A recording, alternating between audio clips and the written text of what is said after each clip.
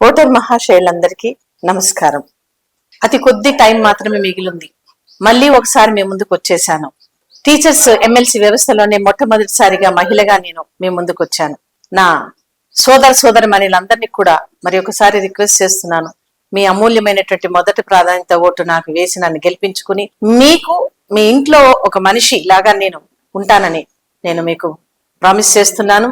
అలాగే ballot paper లో నా నెంబర్ 15 మీ యొక్క అమూల్యమైనటువంటి ఓటు నాకు వేసి గెలిపించుకుంటారని, మీ సుహాస్ని మేడం గా నన్ను గెలిపించుకుంటారని ఆశిస్తున్నాను. అలాగే మీ ముందుకు రావడానికి నేను పెట్టుకున్నటువంటి విషయాలు, సిపిఎస్ ని జీపీఎఫ్ చేయాలి, ఫ్రీ ట్రీట్మెంట్, క్యాష్లెస్ ట్రీట్మెంట్ కావాలి, 317 లో మార్పులు రావాలి, అలాగే ప్రమోషన్స్ ప్రతి సంవత్సరము టేకప్ చేయాలి, ట్రాన్స్ఫర్స్ కూడా ప్రతి సంవత్సరం టేకప్ చేయాలి, అలాగే టీఏలు, డిఏలు అండ్ పిఆర్సీలు అన్ని కూడా ఇన్ టైమ్ లో రావాలి. మనకు రావాల్సినటువంటి ఫైనాన్షియల్ బెనిఫిట్స్ కూడా ఇన్ టైమ్ లో వచ్చేలాగా ఖచ్చితంగా కృషి చేస్తానని తెలియజేస్తున్నాను. నమస్కారం.